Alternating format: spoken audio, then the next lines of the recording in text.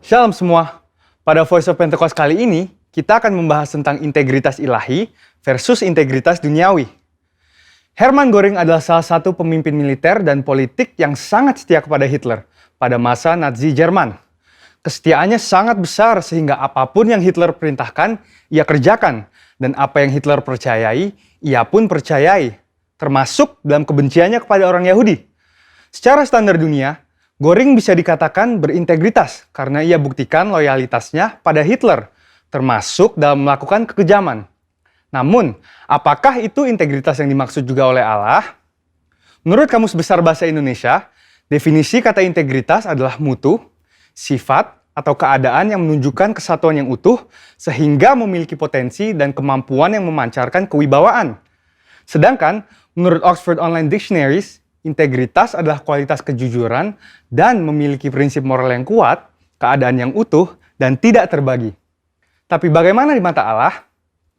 Menurut Kamus Teologi Westminster, integritas adalah sebuah istilah teologis untuk menunjukkan kemurnian dan kejujuran sebagaimana manusia diciptakan dalam gambar dan rupa Allah. Dalam kamus tersebut juga dikatakan bahwa dalam konteks etika Kristen, integritas adalah ketaatan dalam prinsip dan karakter moral yang dibentuk oleh hati nurani Kristiani. Beberapa hal yang perlu digarisbawahi dari definisi integritas ini adalah bahwa seseorang dikatakan berintegritas jika gambar dan rupa Allah pulih di dalam hidupnya, dan juga bahwa integritas itu dibentuk oleh hati nurani Kristiani. Hati nurani Kristiani adalah suatu kesadaran moral yang bersumber dari Allah sendiri. Dengan demikian, kita harus terus melekat kepada Allah agar moral ilahi juga tertransfer ke dalam hidup kita. Sebab di luar aku, kamu tidak dapat berbuat apa-apa. Kata gambar sendiri di dalam bahasa Inggris disebut sebagai image, yaitu kata yang berasal dari akar kata bahasa Latin imago, yang berkaitan dengan kata imitate atau tiru. Kata tiru memiliki implikasi menjadi serupa. Dari pengertian ini, kita mengerti bahwa manusia yang berintegritas adalah manusia yang memiliki keserupaan dalam pikiran, perasaan, kehendak, karakter, sifat, sikap, dan moral dengan kualitas seperti Allah. Berbicara tentang integritas ilahi, contoh terbaik di Alkitab tentang pribadi yang menunjukkan integritas ilahi yang sempurna tidak lain dan tidak bukan hanyalah Tuhan Yesus, the man of integrity. Salah satu contoh integritas ilahi yang ditunjukkan oleh Tuhan Yesus tercatat di dalam Yohanes 7 ayat 53 sampai dengan Yohanes 8 ayat 11, yaitu tentang seorang perempuan yang kedapatan berzinah dan akan dilempari batu oleh para ahli Taurat. Di Yohanes 8 ayat 7 Yesus berkata, "Barang siapa di antara kamu tidak berdosa, hendaklah ia yang pertama melemparkan batu kepada perempuan itu." Perkataan itu adalah perkataan penuh hikmat yang menghargai kehidupan si perempuan sekaligus menegur para ahli Taurat yang hafal akan hukum Musa tetapi tidak mengerti esensi hukum tersebut yang adalah kasih. Kita dapat mempelajari dua hal yang sangat penting dari integritas Tuhan Yesus. Pertama, murni. Artinya Yesus mengakui dosa si perempuan itu sesuai dengan hukum Musa. Yesus tidak membela dosa perempuan itu dengan mengatakan ia tidak bersalah, sebab jelas ia bersalah. Ada kemurnian hati nurani Yesus yang sama dengan hukum Allah yang tidak terkontaminasi dengan apapun juga. Kedua, jujur. Artinya, kualitas dalam mempraktekkan kemurnian hukum Allah dengan karakter Allah. Hukum Allah jelas menyatakan upah dosa adalah maut. Namun, karakter Allah adalah kasih. Karenanya, Tuhan Yesus mampu mengampuni kesalahan perempuan itu. Pengampunan itu pun mengalir sehingga perempuan itu dipulihkan. Pengampunan yang Yesus berikan bahkan sampai mengorbankan dirinya di atas kayu salib bagi perempuan itu dan bagi kita semua. Inilah karakter ilahi, yaitu kasih. Sehingga dapat disimpulkan, integritas ilahi adalah kemurnian sesuai dengan firman Allah dan kejujuran dalam mempraktekannya yang disertai dengan karakter ilahi. Di sini jelas bahwa integritas ilahi lebih tinggi daripada integritas duniawi dari sisi sumber acuan moral dan keseluruhan cakupan prakteknya dalam kehidupan. Integritas ilahi hanya dimungkinkan untuk dihidupi apabila kita senantiasa bersekutu dan mengenal Allah secara pribadi. Saudara, untuk penjelasan lengkapnya dari tim teologi kami, silahkan cek link yang ada di atas atau scan QR Code yang tersedia. Salam integritas, Tuhan Yesus memberkati.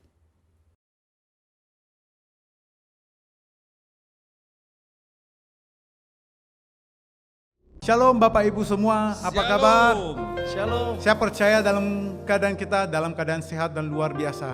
Amin. Karena Yesus Kristus selalu beserta kita. Baik saudaraku, mari kita bersatu dalam doa kita, ibadah kita akan kita mulai. Allah Yesus Kristus yang ajaib, kami bersyukur Engkau sungguh menyertai kami Tuhan. Di minggu terakhir di bulan Juni ini Tuhan Yesus Kristus, kami datang kepadamu, kami rindu Tuhan untuk menyembah, meninggikan nama-Mu. Berkati kami lewat ibadah ini Tuhan Yesus Kristus. Kami percaya Engkau yang kami puji, kami muliakan. Dan Engkau akan memberkati kami ketika kami menyembah Engkau dalam roh dan kebenaran. Terpujilah nama-Mu Yesus Kristus. Ibadah ini kami mau dedikasikan ke dalam tangan-Mu. Di dalam nama Yesus Kristus kami telah berdoa dan mengucap syukur. Mari sama-sama kita katakan amin. Sungguh Yesus Kristus Allah yang kudus yang menyertai kita.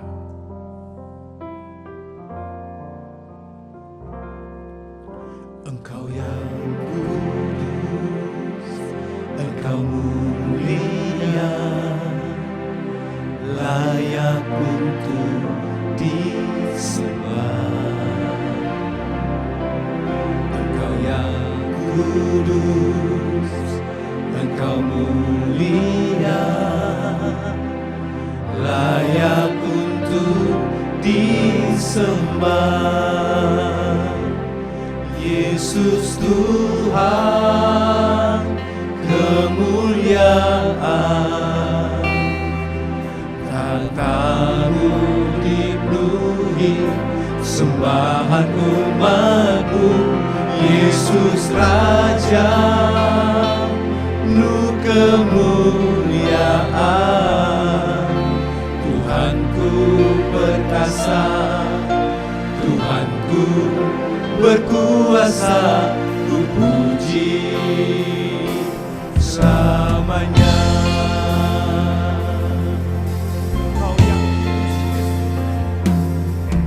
Engkau yang kudus, Engkau mulia, layak untuk disembah. Engkau yang Engkau mulia, layak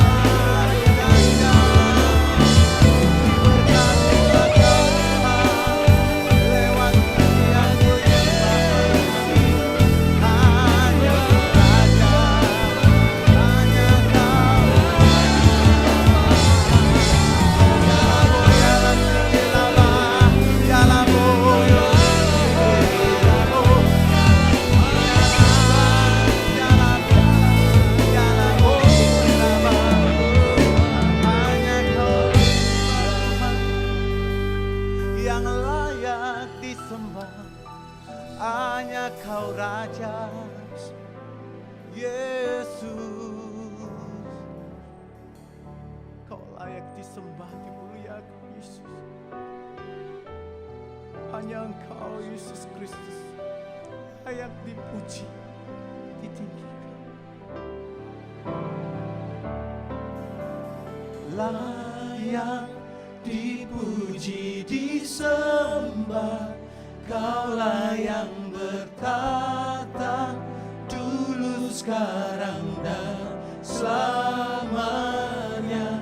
Raja atas segala raja, namamu besar termulia.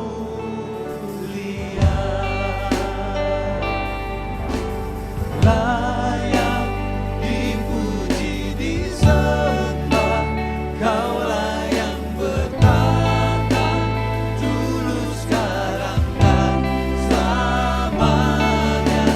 Raja atas segala raja, namamu besar termulia. Layak dipuji, disembah, Kaulah yang bertata dulu, sekarang, dan selamanya. Raja atas segala raja, namamu besar termulia. Layak dipuji, disembah, Kaulah yang bertata dulu, sekarang, dan selamanya. Raja atas segala raja, namamu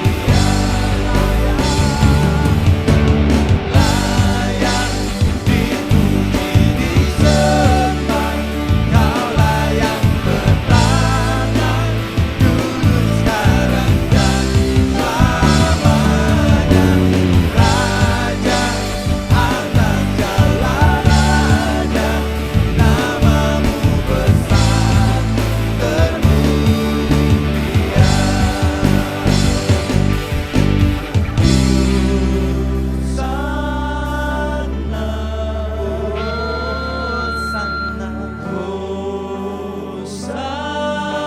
termulia.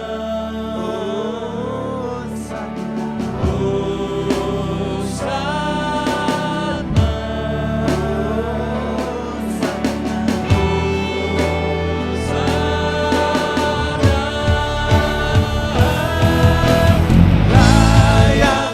dipuji, disembah, Kaulah yang bertata dulu, sekarang, dan selamanya. Raja atas segala raja, namamu besar termulia. Layak dipuji, disembah, Kaulah yang bertata dulu, sekarang, dan selamanya. Raja atas segala raja, namamu besar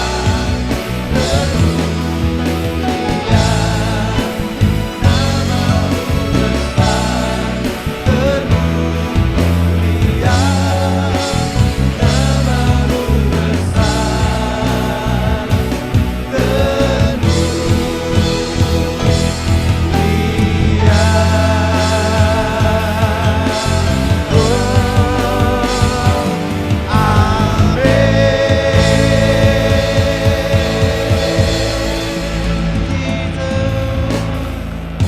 Sungguh Engkaulah Allah yang layak disembah, dimuliakan dulu, sekarang, dan selama-lamanya.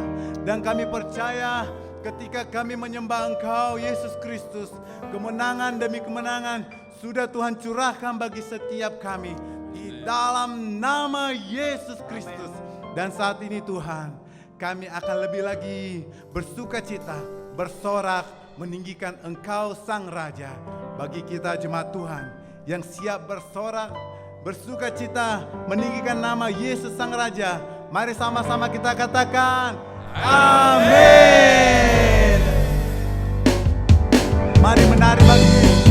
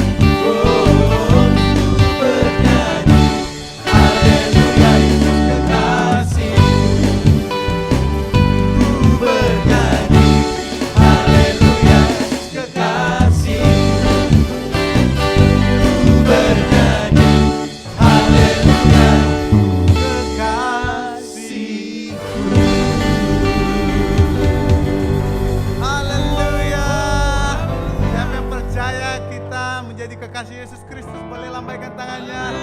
Kita percaya juga Yesus adalah Allah yang dahsyat.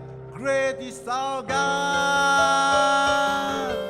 Mari sambil bertepuk tangan, saudara kasih.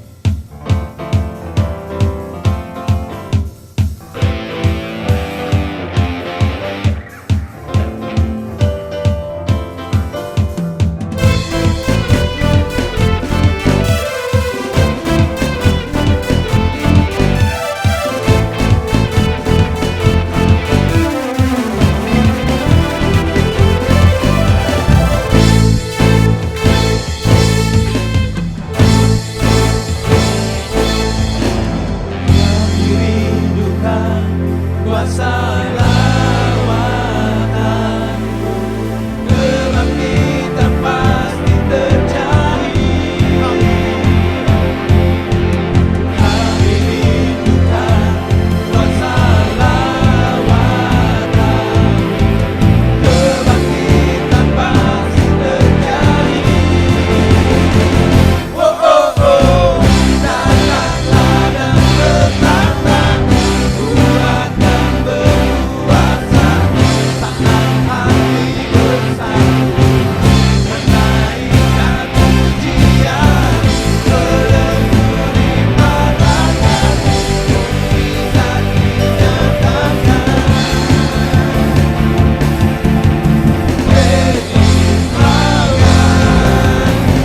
Datanglah dan bertambah, kuat dan berkuasa, saat hati bersatu, menaikkan pujian, melalui padakan, mukjizat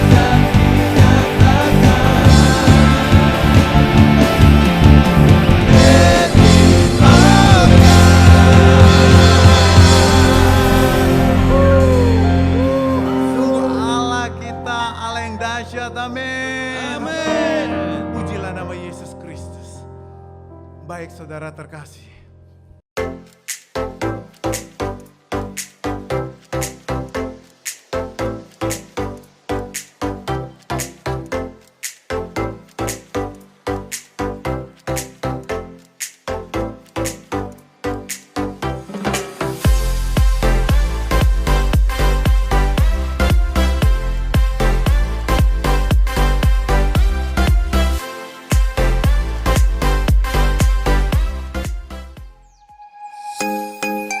Di hari Selasa ada doa terobosan pada pukul 19.00 waktu Indonesia Barat.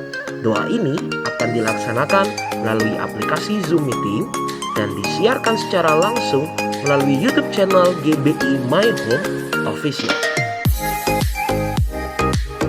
dan akan dilayani oleh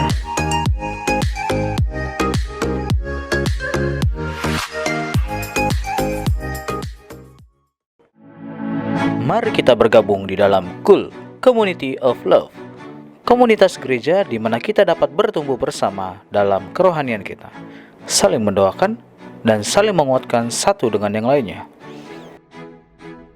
Temukan KUL Anda di daerah terdekat atau dapat menghubungi Bapak Agustinus Sihombing.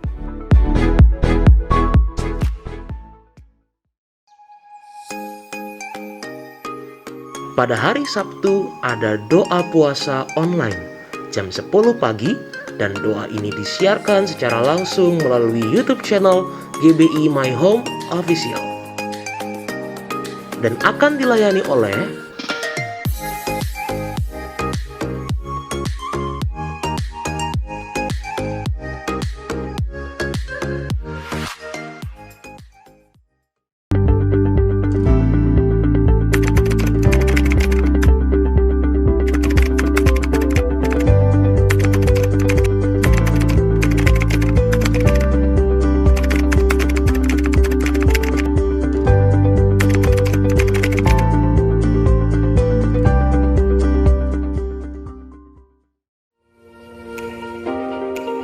Ibadah Hari Raya Minggu gereja kita tetap diadakan secara online sebanyak 3 kali pada pukul 8 pagi, pukul 11 siang, dan pukul 5 sore. Semua ibadah akan disiarkan langsung di YouTube channel GBI My Home Official.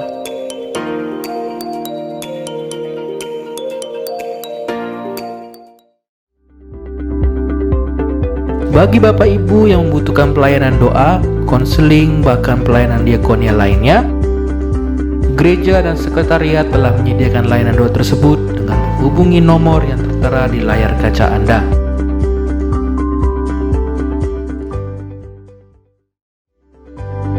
Gereja akan mengadakan Komseri 100 Pencari Tuhan diadakan online via Zoom Meeting. Akan dimulai pada tanggal 5 Juli 2021 setiap hari Senin, Rabu, dan Jumat pukul 19.00 sampai 20.00 waktu Indonesia Barat.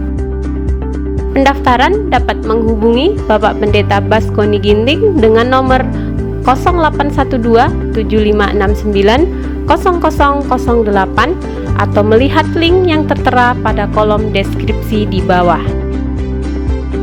Setiap siswa akan mendapatkan buku e-book KOM 100. Mari bagi Bapak Ibu Saudara segera mendaftar dan bersama-sama belajar dan mengikuti kelas ini.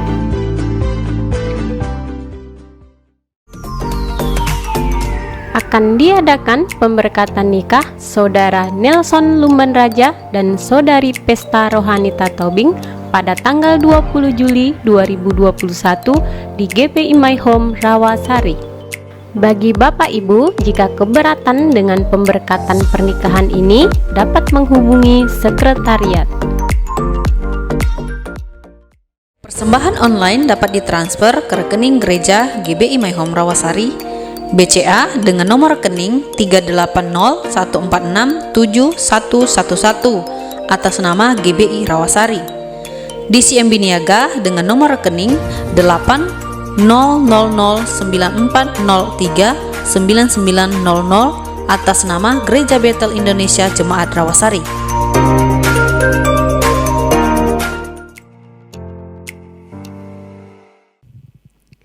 Terima kasih Bapak yang baik, bersegala kebaikan Tuhan bagi setiap kami. Sore hari ini Tuhan, kami membawa doa kami ke tangan pengasihan Tuhan. Terima kasih buat ibadah kami merasakan kuasa hadirat Tuhan. Bapa, dari tempat ini kami berdoa buat bangsa kami. Shalom Indonesia, diberkatlah bangsa kami Tuhan, dimulai dari Sabang sampai Merauke. Terjadi lawatan Tuhan, terjadi pemulihan Tuhan bagi bangsa kami. Kami percaya Tuhan Indonesia menjadi saluran berkat bagi seluruh bangsa-bangsa. Kami tahu Tuhan hari-hari ini yang terjadi atas bangsa Indonesia. Tapi kami percaya Tuhan di saat Tuhan mengizinkan sesuatu hal terjadi bagi bangsa kami, semuanya mendatangkan kebaikan. Engkau memberkati Tuhan, terkhususnya pemimpin bagi bangsa kami, Pak Jokowi Tuhan beserta wakilnya. Biarlah Tuhan Engkau mampukan mereka Tuhan untuk bisa memimpin bangsa kami Bapa, supaya kemuliaan Tuhan terjadi bagi Indonesia Tuhan. Terima kasih Bapak yang baik, bahkan seluruh aparat keamanan Tuhan, pakai setiap pribadi lepas pribadi untuk membawa bangsa Indonesia Tuhan semakin maju Bapak, semakin adil Tuhan. Terima kasih Bapak yang baik, memberkati generasi-generasi kami Tuhan yang mengalami pandemi saat ini Tuhan. Apapun yang mereka alami hari-hari ini, baik dalam kena sakit COVID Tuhan atau krisis ekonomi Bapak, biarlah terjadi pemulihan demi pemulihan bagi setiap pribadi mereka Tuhan. Terima kasih Bapak yang baik, kami sungguh bersyukur Tuhan bersegala kebaikan Tuhan. Kami terus menopang Tuhan buat gereja-gereja Tuhan yang Tuhan percayakan atas bangsa kami Tuhan. Dominasi apapun yang Tuhan percayakan, biarlah terjadi kegerakan Pentakosta Tuhan. Biarlah terjadi penuaian jiwa-jiwa secara besar-besaran atas gerejamu Tuhan. Pakai gerejamu Bapak yang baik, ada kesatuan hati, ada keunitian bagi gereja Tuhan untuk bisa memenangkan jiwa-jiwa Tuhan. Terima kasih Bapa, terima kasih Allah Roh Kudus. Kami terus menopang Tuhan, melepaskan berkat-Mu atas gereja-Mu Bapa. Kami terus berdoa buat pemimpin-pemimpin rohani kami Tuhan. Dimulai dari hamba-Mu Pak Niko Tuhan beserta wakilnya, bahkan hamba-Mu Pak Johan Tuhan, bahkan hamba-Mu Pak Irwan Bapak yang baik, sebagai gembala sidang yang kami kasih di tempat ini, beserta wakilnya Pak Anen Tuhan. Di dalam nama Yesus Kristus Engkau memberkati pemimpin-pemimpin rohani kami ini Tuhan. Engkau yang memilih mereka Bapa, Engkau menjadikan mereka Tuhan menjadi berkat Bapak yang baik, dimanapun mereka melayani. Biarlah terjadi keselamatan bagi bangsa-bangsa Tuhan, bahkan jiwa-jiwa Bapa. Kami percaya di saat Tuhan memilih mereka menjadi pemimpin, Tuhan yang terus memakai mereka Tuhan untuk bisa memenangkan jiwa-jiwa. Terpuji termulia nama-Mu Tuhan. Terima kasih buat hadirat kuasa Tuhan, memberkati seluruh jemaat-Mu yang hadir, bahkan yang tidak bisa hadir di tempat ini. Kami percaya Tuhan akan ada keselamatan bagi seluruh umat-Mu, jemaat-Mu Tuhan. Sukacita damai sejahtera bagi setiap pribadi mereka.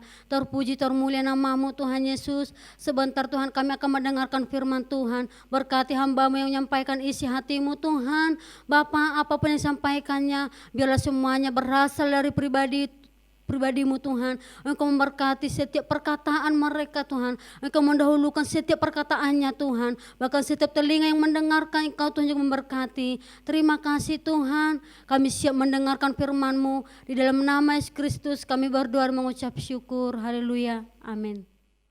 Saat ini kita akan mendengarkan firman Tuhan. Mari kita persiapkan bejana hati kita untuk diisi dengan firman Tuhan. Sebelum mendengar firman Tuhan, kita bersatu dalam doa. Tuhan kami Yesus Kristus, kami sungguh bersyukur Tuhan. Ketika kami menyembah Engkau, Engkau sungguh memberkati kami, mengurapi kami dengan urapan yang baru.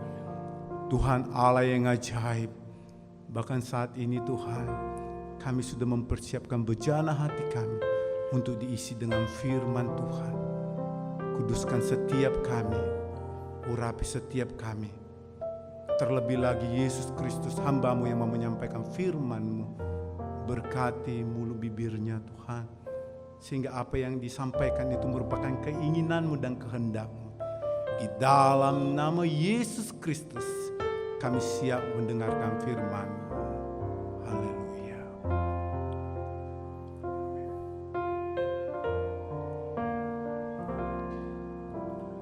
Apapun yang terjadi dalam hidupku ini, tak pernah ku ragukan kasih-Mu Tuhan. Lewat gunung yang tinggi, dalam lembah yang curam, tak pernah ku ragukan janji-Mu Tuhan. Kau berfirman dan sembuhkanku, Kau bersabda dan selamatkanku. Tiada yang mustahil bagimu, Yesus ku percaya padamu.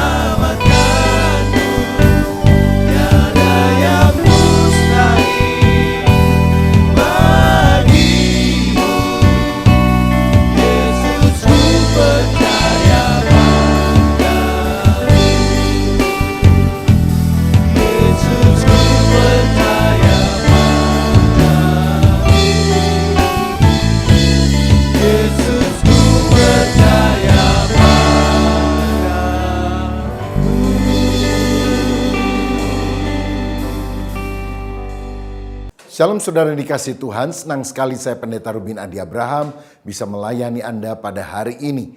Hari ini saya akan berbicara perihal pekerjaan Roh Kudus dalam hidup orang percaya. Dan judul firman Tuhan adalah dahsyatnya karya Roh Kudus. Kita akan baca Yohanes 14 ayat 16 dan 17 yang berbunyi demikian. Aku akan minta kepada Bapa dan ia akan memberikan kepadamu seorang penolong yang lain supaya ia menyertai kamu selama-lamanya, yaitu Roh kebenaran. Dunia tidak dapat menerima dia sebab dunia tidak melihat dia dan tidak mengenal dia. Tetapi kamu mengenal dia sebab ia menyertai kamu dan akan diam di dalam kamu. Saudara sekalian, sebelum Yesus Kristus pergi ke sorga, dia menjanjikan penghibur bagi semua orang yang percaya, yaitu Roh Kudus yang akan melanjutkan karya Allah di dalam hidup kita.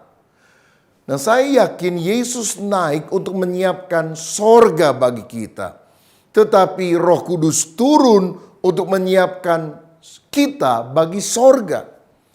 Roh Kudus harus berkarya supaya benar-benar karakter kita cocok, supaya kita bisa bersama dengan Dia di dalam kekekalan.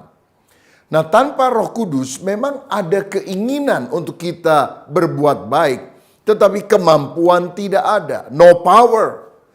Saudara, kalau misalnya kita ingin terbang, saudara boleh naik ke apartemen, lalu berada di lantai yang paling tinggi, lalu kemudian saudara coba mengepakkan tanganmu, lalu kemudian saudara terjun, pasti mati.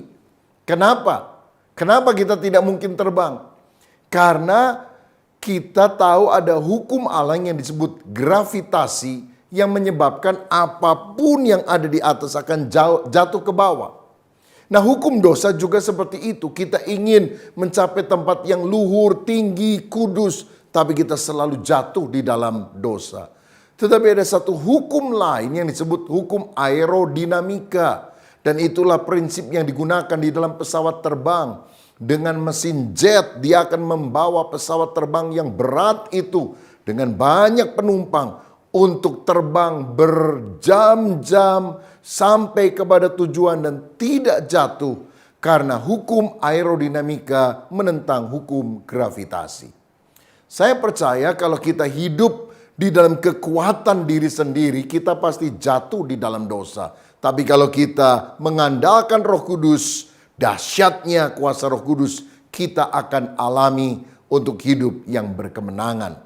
Nah, di dalam kitab Roma pasal yang ke-8, Rasul Paulus menyebutkan ada 4 akibat bila kita hidup dikuasai oleh Roh Kudus. Dan ini doa saya supaya kita benar-benar hidup dipimpin oleh Roh Kudus. Yang pertama, Roh Kudus membebaskan kita dari hukuman dosa. Dalam Roma 8 ayat 1 dan 2 dikatakan, demikianlah sekarang tidak ada penghukuman bagi mereka yang ada di dalam Kristus. Roh yang memberi hidup telah memerdekakan kamu dalam Kristus dari hukum dosa dan hukum maut. Dari ayat ini kita mengetahui sebetulnya ada 3 kondisi dari orang yang belum percaya kepada Kristus, di mana Roh Kudus belum tinggal di dalam hidupnya. Yang pertama adalah terhukum. Alkitab tadi berkata, kalau Roh Kudus mendiami kita, maka kita tidak akan lagi mengalami hukuman dosa tersebut. Nah, di dalam Yohanes 3:18 juga dikatakan, barang siapa percaya kepada Yesus, ia tidak akan dihukum.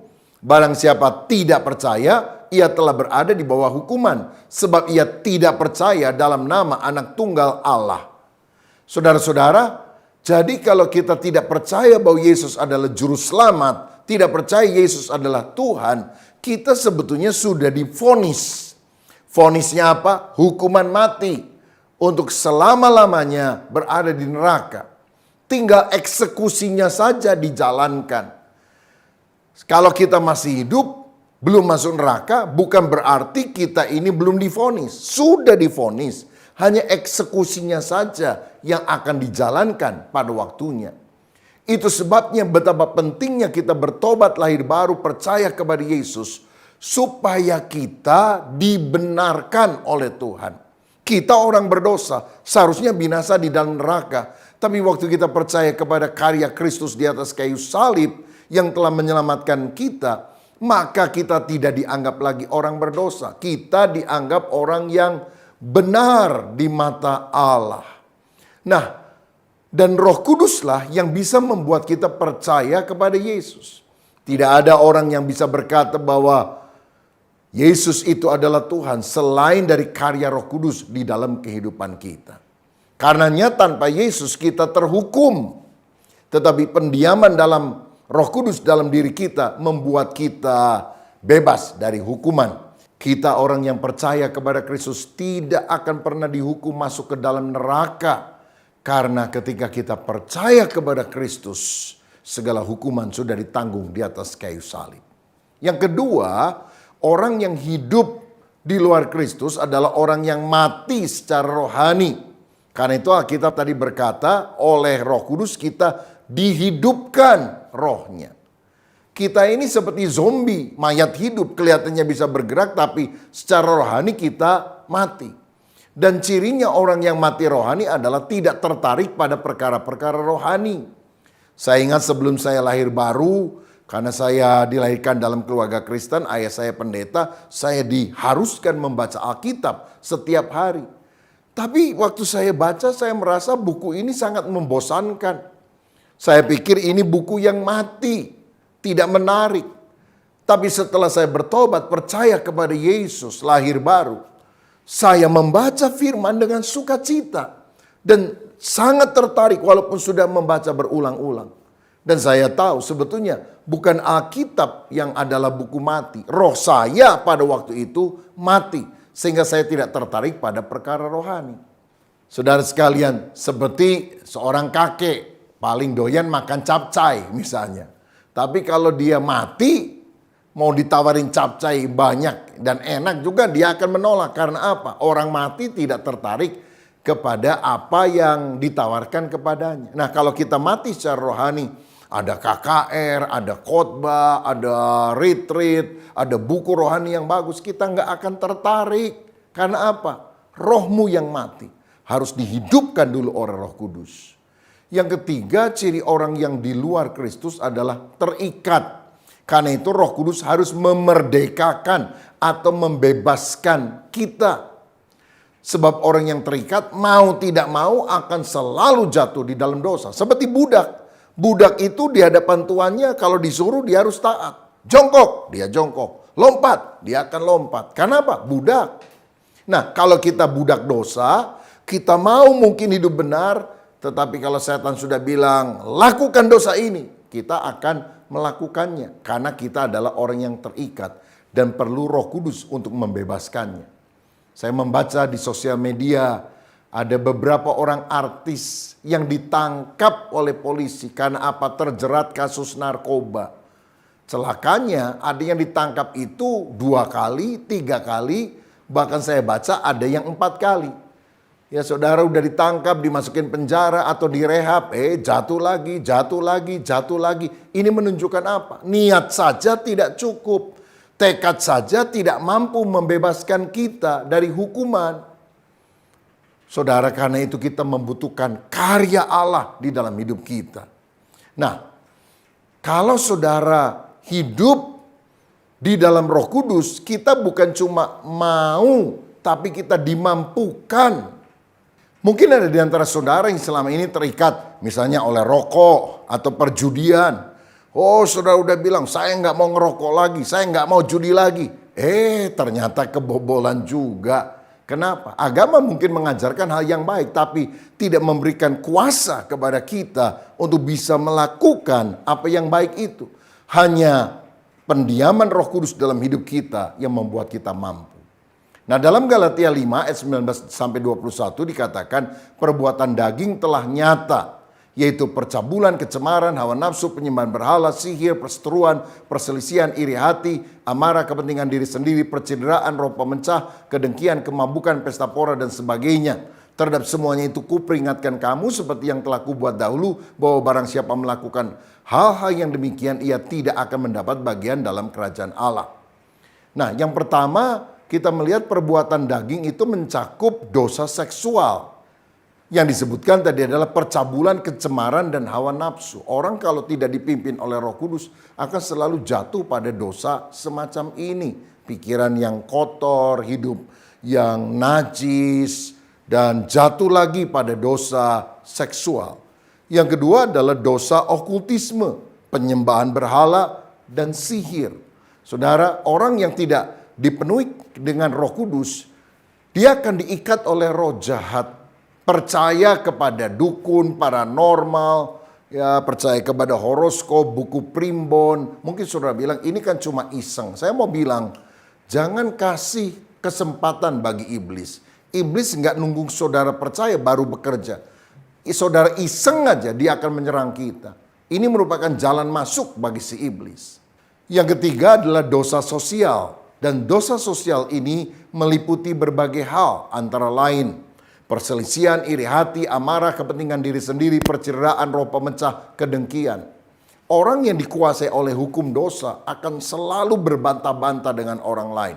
Ngajak ribut, ya, terlibat dalam perkara kriminal. Dan dosa yang keempat adalah dosa hedon. Hidup menurut kemauan sendiri, ingin menikmati segala hawa nafsu dunia. Itu meliputi pesta pora, kemabukan, dan sebagainya. Tetapi kalau kita dikuasai oleh Roh Kudus, bukan perbuatan daging yang kita akan munculkan, tapi buah roh. Seperti yang dikatakan oleh Galatia 5 ayat 22-23. Kasih, sukacita, damai sejahtera, kesabaran, kemurahan, kebaikan, kesetiaan, kelemah lembutan, dan penguasaan diri.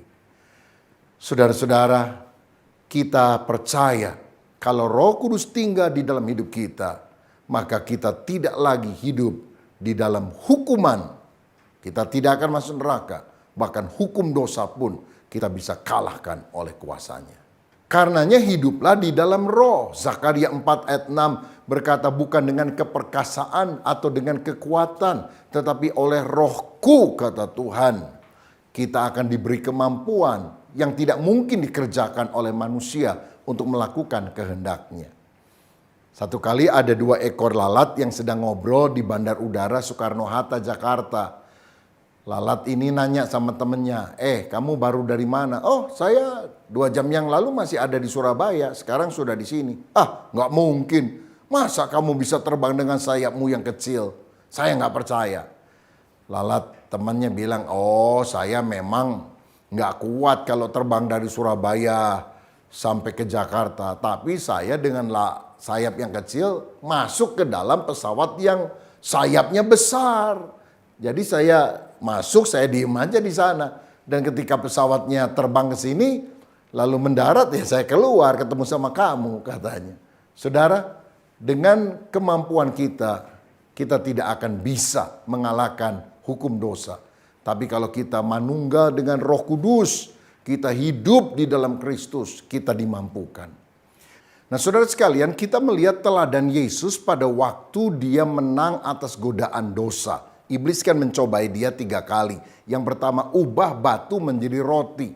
Halalkan segala cara, yang penting perutmu kenyang. Ini adalah godaan keinginan daging. Dan berapa banyak orang sekarang supaya perutnya kenyang, supaya hidupnya makmur, maka dia korupsi, dia melakukan hal-hal yang jahat. Yang kedua, Yesus digoda untuk menjatuhkan diri dari bait Allah. Maka nanti malaikat akan menantang engkau. Dan semua orang akan heran dan berkata, Superman kepadamu. Ini adalah dosa keangkuhan hidup, kesombongan. Rasa diri paling hebat, tidak mau kalah sama orang lain.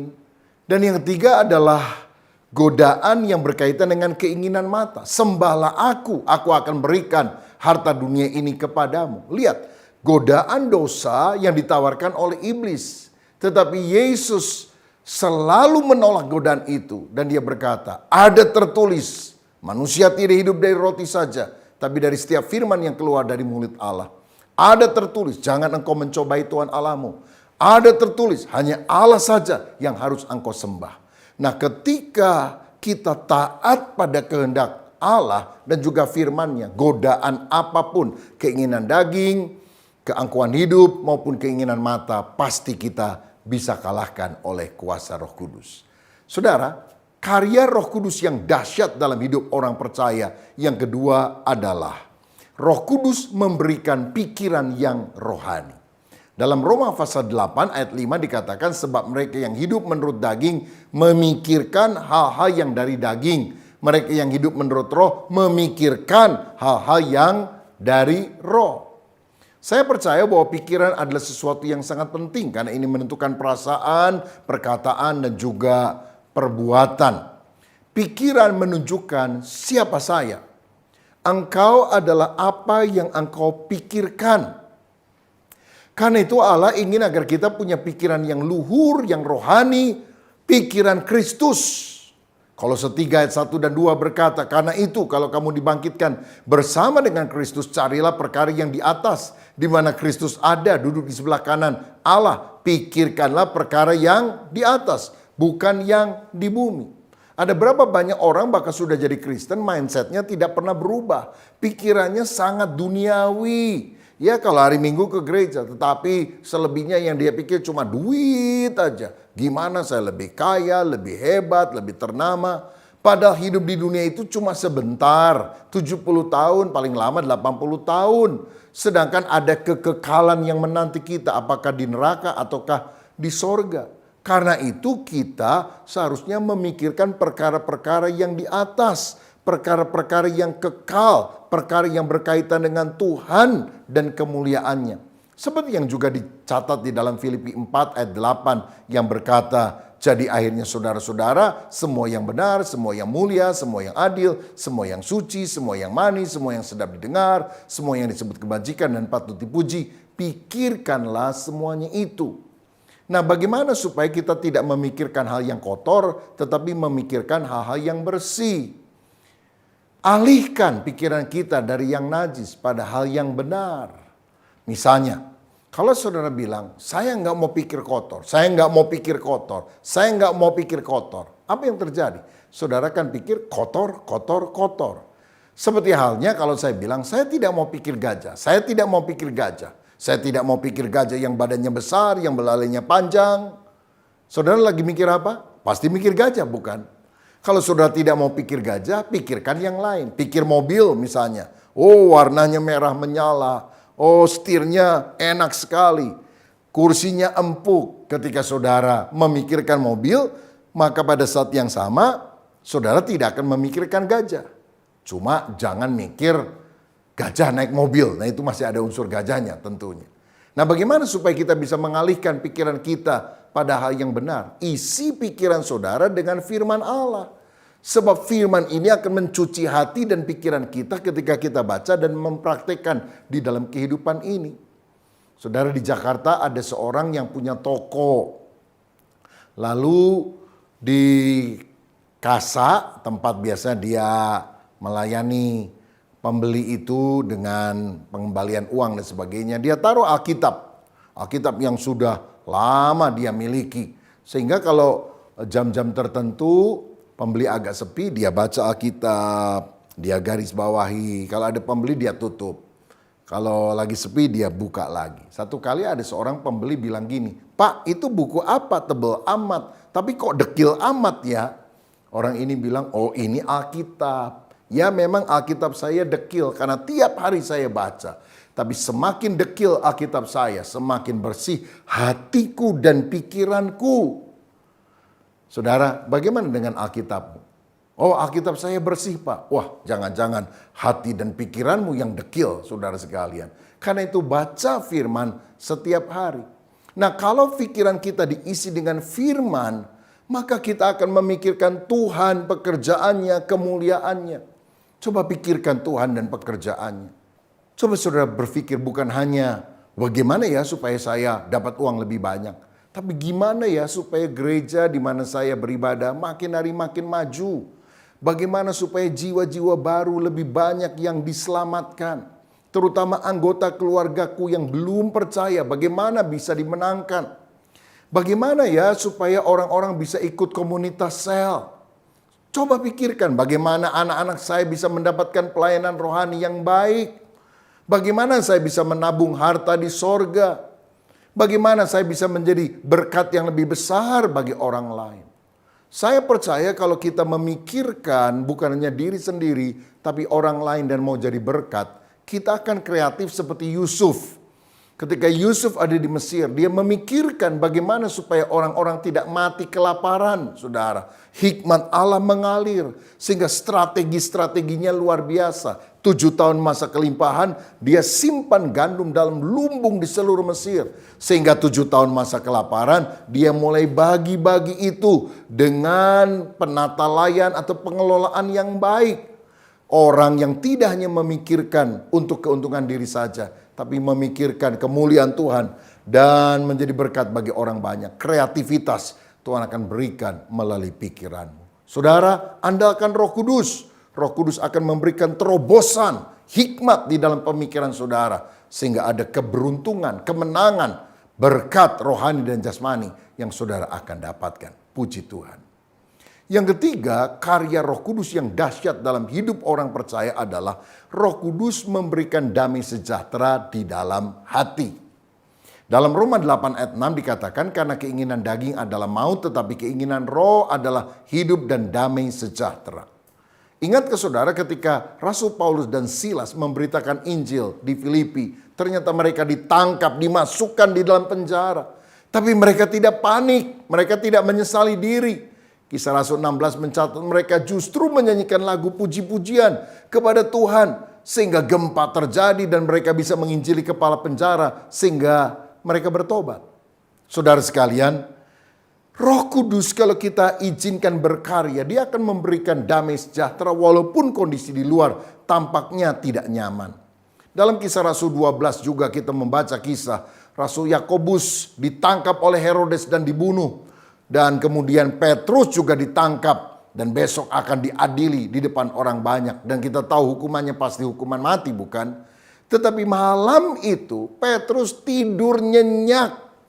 Dan ketika ada malaikat yang disuruh Tuhan untuk membangunkan, melepaskan dia dari penjara, menyuruh dia keluar, Petrus masih pikir itu mimpi. Ini saking nyenyak tidurnya, saudara. Jadi tidak bisa bedakan mana mimpi dan mana kenyataan. Loh, kalau saudara tahu besok saudara akan divonis hukuman mati, apa bisa tidur? Enggak mungkin bisa tidur, bukan? Tapi kenapa Petrus begitu nyenyak tidurnya? Karena dia mengalami damai sejahtera di dalam hati. Dia pegang saja perkataan Yesus. Yesus pernah ngomong kepada dia, kalau kamu muda, kamu mengikat pinggangmu dan kamu boleh pergi saja kemana kamu mau. Tapi kalau kamu sudah tua, kamu akan diikat dan kamu akan mati demi namaku, kata Yesus. Jadi Petrus tahu dia akan mati di dalam pemberitaan Injil yang dia lakukan demi nama Yesus. Tapi waktunya adalah kalau dia sudah tua. Jadi sebelum tidur mungkin dia doa, Tuhan, aku tahu aku harus mati. Tapi aku yakin bukan sekarang. Aku masih muda, Tuhan. Aku belum tua-tua banget. Jadi aku yakin gak mungkin aku mati besok. Wah, tenang sekali saudara. Karena dia pegang perkataan Tuhan. Karena itu kalau saudara menghadapi badai dalam kehidupan, jangan lihat kiri kanan. Engkau menjadi gelisah, tidak ada damai sejahtera. Pegang perkataan Tuhan. Aku menyertai kamu senantiasa sampai pada kesudahan alam. Kita tenang. Simon Petrus juga tidak gelisah walaupun bahaya maut mengancam dia. Karena apa? Dia bukan hanya memegang perkataan Yesus, dia meneladani apa yang dilakukan Yesus. Ketika Yesus ada di Danau Galilea, di perahu, dia tidur, nyenyak. Padahal itu angin tofan hampir menenggelamkan kapal tersebut. Kenapa Yesus bisa tidur dengan santai, sedangkan murid-muridnya sangat ketakutan? Karena Yesus tahu Bapa Surgawi pasti akan memelihara dia. Nggak mungkin dong dia mati di dasar Danau Galilea dan nggak jadi juru selamat yang mati di kayu salib. Dia percaya tidak ada perkara yang terjadi tanpa seizin Bapa. Itu sebabnya di tengah masalah badai kehidupan tetap miliki damai sejahtera kalau kita sungguh-sungguh mengandalkan Roh Kudus.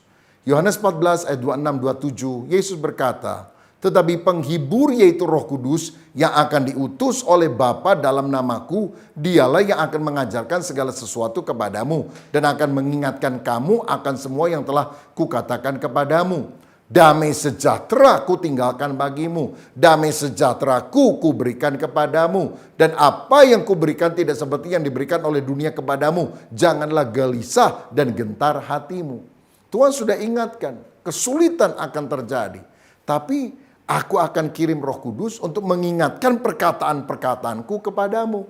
Dan kalau engkau pegang perkataanku yang diingatkan oleh Roh Kudus, kamu akan tetap mengalami damai sejahtera di dalam segala hal.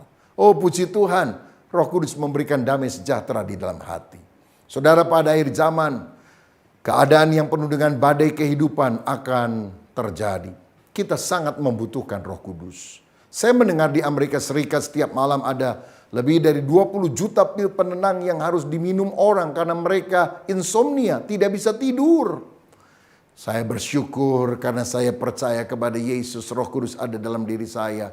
Kalau saya naik mobil, misalnya mau pelayanan keluar kota, nggak lama sudah tertidur. Pulang juga saudara, habis pelayanan capek, masuk mobil bisa tidur dengan nyenyak. Apalagi di kasur yang empuk saudara. Yang penting damai sejahtera, nggak usah ketakutan. Tidur sebentar kaget, dikejar-kejar celeng, dikejar-kejar setan. Nggak usah seperti itu kalau Roh Kudus bertahta dalam hidup kita. Saya dengar negara maju seperti Jepang, banyak orang stres, banyak orang bunuh diri. Anak sekolah aja nggak lulus, bunuh diri. PR nilainya jelek, bunuh diri. Waduh, beda banget ya sama Indonesia. Di Indonesia nilainya jelek malah ketawa. Hehehe, nilai saya jelek. Kamu dapat berapa? Aduh jelek, saya 3. Hah 3? Saya 1 katanya saudara. Wah ini kebangetan juga sih. Nah saya ingat satu kali saya pelayanan di luar kota. Dan ada seorang ingin berjumpa dengan saya. Dia adalah orang yang cukup kaya saudara. Dia punya beberapa perusahaan. Tapi ketika saya bicara kepada dia, dia mengungkapkan isi hati. Dia nangis. Dan dia bilang gini, Pak Pendeta, tukang beca di depan rumah saya masih lebih bahagia daripada saya. Dia kalau sudah mengayuh beca bisa tidur ngorok, saya nggak bisa tidur. Gimana ya supaya saya ngalami damai sejahtera? Saya pikir dalam hati, gimana kalau ditukar saja tukang beca jadi pemilik perusahaan, Bapak jadi tukang beca. Siapa tahu bisa tidur seperti dia. Cuma tentu saya tidak bilang seperti itulah. Maksud saya begini, orang kaya raya pun dia bisa stres. Tapi kalau ada Yesus di dalam hidup saudara, Roh Kudus menguasai. Engkau hidup di dalam doa, engkau hidup dalam penyembahan, engkau hidup di dalam pembacaan firman, engkau hidup di dalam ibadah. Roh Kudus memberi damai sejahtera di dalam hati. Dan hal yang keempat, karya dahsyat Roh Kudus dalam hidup kita adalah Roh Kudus membuat kita akrab dengan Allah. Dalam Roma 8 ayat 15 dan 16 dikatakan, sebab kamu tidak menerima roh perbudakan yang membuat kamu menjadi takut lagi, tetapi kamu telah menerima roh yang menjadikan kamu anak Allah. Oleh roh itu kita berseru, ya Aba, ya Bapa. Roh itu bersaksi bersama-sama dengan roh kita bahwa kita adalah anak-anak Allah. Saudara, ada banyak orang beribadah datang ke gereja karena takut bangkrut. Ke gereja lo, kalau nggak bangkrut lo. Sehingga dia datang itu dengan ketakutan supaya tidak dihukum oleh Tuhan. Tidak ada keakraban. Tapi kalau Roh Kudus tinggal dalam hidup saudara, Allah akan engkau rasakan sebagai Bapa. Kita adalah anak-anaknya. Ini menunjukkan ada kemesraan, ada persekutuan yang manis. Yesus kan pernah mengajari kita doa Bapa kami. Panggil Allah sebagai Bapa. Itu bukan formalitas. Bapa kami yang di sorga, dikuduskanlah namamu. Coba kalau anakmu di rumah ketok kamar pagi-pagi sebelum ke sekolah dan dia doa, Bapa kami yang ada di dalam kamar, dipermuliakanlah namamu. Izinkan aku pergi ke sekolah pada hari ini. Dijitak sama bapaknya, ngapain lu? Ini menunjukkan sebuah kedekatan hubungan, kemesraan. Bukan doa yang formal. Saudara, kalau kita penuh dengan Roh Kudus, kita akan merasa Allah begitu dekat. Allah itu bisa berkomunikasi dengan kita. Dia bisa bicara di hati nurani kita. Dia bisa bicara waktu kita membaca Alkitab. Dan sepertinya ayat itu berbicara secara khusus bagi kita. Itu karena karya Roh Kudus. Dalam Yohanes 15 ayat 15, Yesus berkata, "Aku tidak menyebut kamu lagi hamba, sebab hamba tidak tahu apa yang diperbuat oleh tuannya. Tetapi aku menyebut kamu sahabat, karena aku telah memberitahukan kepada kamu segala sesuatu yang telah kudengar dari Bapakku." Kita bukan hanya hamba Tuhan. Kita ini adalah temannya Tuhan, sahabatnya Tuhan. I am a friend of God. Hamba tidak diberitahu rahasia hati. Tapi teman itu suka curhat. Dan Tuhan kalau menjadi teman kita, dia akan mencurahkan isi hatinya, menceritakan rahasia-rahasianya kepada kita. Sehingga kita tahu pikirannya, kita tahu apa rencana dan maksudnya. Itu sebabnya saudara sekalian, kalau kita berdoa, jalin keintiman dengan Tuhan. Bukan cuma minta berkat, minta ini, minta itu. Tapi sungguh-sungguh akrab dengan Dia. Saya lihat orang-orang yang dipakai Tuhan luar biasa itu punya keakraban, persekutuan. Dia bisa berdoa bahkan berjam-jam dengan Tuhan. Pendeta Choi Yonggi yang dipercayakan mengembalakan gereja terbesar di seluruh dunia di Korea Selatan. Itu pernah bersaksi rata-rata dia doa setiap hari 3 jam. Oh, bayangkan saudara. Saya pernah ketemu dengan hamba Tuhan senior, sekarang sudah bersama dengan Tuhan, Bapak Pendeta Ishak Liu dari Surabaya. Dan waktu saya ketemu, saya tanya, "Om, doa berapa lama setiap hari?" 6 jam. Wow, 6 jam? Iya, katanya. Saya doa 2 jam pagi, 2 jam siang, 2 jam malam. Lalu saya tanya, gimana caranya bisa doa begitu lama dan panjang? Dia menjawab, doa itu mesti sedikit meminta, banyak menyembah. Ini kuncinya. Doa itu bukan cuma minta-minta, tapi menjalin keakraban dengan Tuhan. Cuma nyembah, haleluya, Engkau baik, luar biasa. Engkau mengasihi aku juga mengasihimu Tuhan. Oh, seperti orang pacaran berkasih-kasihan, itu ngobrol berjam-jam gak kerasa. Karena apa? Hati yang saling mencintai. Nah, Roh Kuduslah yang akan membuat kita dekat dengan Tuhan. Saya punya opa, dia punya kehidupan doa yang sangat teratur. Dia selalu doa rata-rata 15 menit lah setiap kali doanya. Tapi dia selalu doa tiap hari mulai dari jam 6 pagi, lalu kemudian jam 9, lalu jam 12, lalu jam 3, lalu jam 6 sore, lalu jam 9 malam. Begitu terus. Dan anak-anaknya banyak yang jadi hamba Tuhan. Cucu-cucunya banyak yang jadi hamba Tuhan juga, termasuk saya. Saudara, tapi saya tidak bisa membanggakan diri. Karena apa? Ada orang yang menabur kehidupan rohani di dalam doa. Dan Tuhan memberikan kasih karunia kepada keluarga kami. Saudara, maukah engkau menjalin keintiman dengan Tuhan? Dengan banyak berdoa, merenungkan firman-Nya. Dan itu akan terjadi kalau Roh Kudus menguasai hidup saudara. Siapa di antara saudara yang mau berkata, Roh Kudus, biar aku menang atas setiap keinginan daging. Biar aku berkemenangan dan punya pikiran-pikiran rohani. Bukan pikiran-pikiran yang duniawi. Roh Kudus, saya juga ingin mengalami damai sejahtera di tengah dunia yang bergejolak ini. Dan aku juga ingin intim dengan Engkau. Memanggil Engkau sebagai Bapa. Kalau itu kerinduanmu, mari kita berdoa bersama. Bapa, terima kasih. Kami sangat membutuhkan Roh Kudus.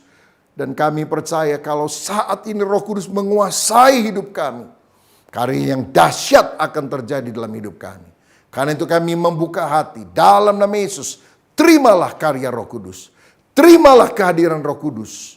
Dan kami yakin kalau kami taat kepada Roh Kudus, ada kemenangan dalam hidup kami selamanya. Dalam nama Yesus kami berdoa. Haleluya. Amin. Salam sehati. Tuhan Yesus memberkati. Baik saudara terkasih, ibadah kita sudah selesai. Saya percaya kita sangat diberkati lewat ibadah kita.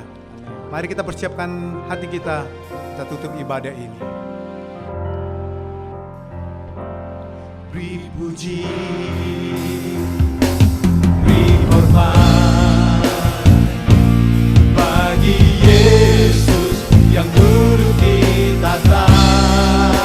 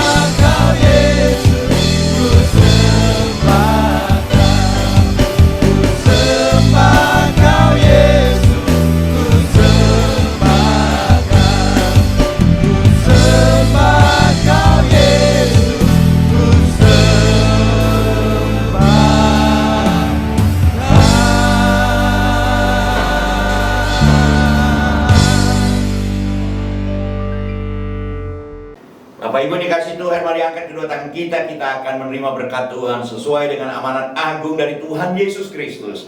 Karena itu pergilah, jadikanlah keluarga besarmu, orang-orang yang kau kasih, sahabat-sahabatmu dan rekan-rekan kerjamu menjadi murid Tuhan Yesus. Bapak Ibu sekalian, terimalah berkat yang datangnya dari Allah Bapa yang Maha Kuasa, kuasa kebangkitan dari Tuhan Yesus Kristus, pertolongan penghiburan dari Roh Kudus, mulai dari hari ini sampai selama-lamanya. Kita yang percaya sama-sama katakan amin.